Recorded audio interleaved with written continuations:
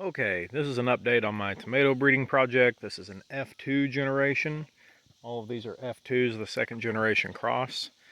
And what I did is I took a beefsteak and a cherry tomato and crossed them. The first generation was a fantastic ox heart shape, bicolor yellow with a red blush, and one of the best tomatoes I've ever ate. So I planted all these F2s anticipating a lot of small tomatoes, and I have been pleasantly surprised. You can see here's one. These should all be different.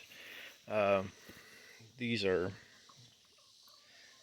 more or less heart-shaped. This one has some issues. We've had some armyworm damage, which is rather discouraging, but look at that. Clearly a heart shape, a different plant with heart shapes. These are smaller looking. We've got some nicer ones that are still more of a, almost like a cross between a slicer and a heart tomato, but way more heart tomatoes than I anticipated in this generation. Got a chicken fight going on over there. Here's another one, still more. This one is more flat. There's several of these that are kind of flat, but still heart-shaped. These are being kind of slow. This one has some nice size ones on there. Much larger. Sorry, having trouble focusing with all these leaves.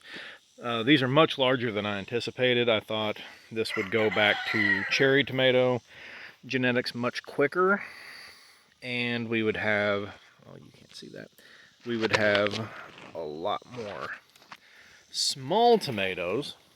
So far we have yet to see that in this.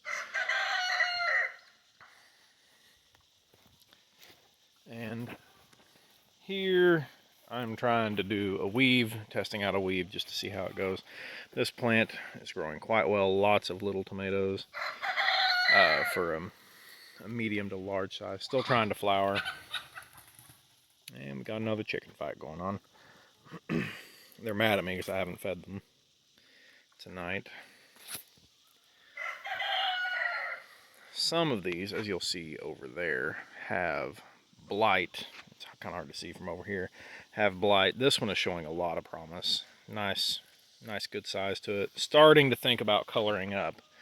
Starting to think, giving me some hope. But this one is more beefsteak shaped. More beefsteak shaped than heart shaped. I was shooting for a heart because I had 0 blossom end rot problems last year, but I haven't had any on these this year either so far. This is another one showing some promise, a hint of color down there starting to come in. And this is, what is today, the 26th? The 26th of July, so these are behind on ripening compared to a lot of people's tomatoes, but this is not the ideal conditions, ideal site, and I kind of got a late jump getting these out compared to normal.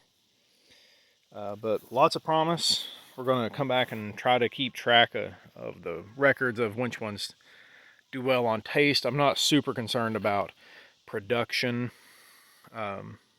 Just not that concerned about it. We end up with more tomatoes than we ever eat, and so I'm not trying to squeeze as many pounds of tomatoes out of my growing conditions as I used to. Just shooting for ones that are so good that you want another one.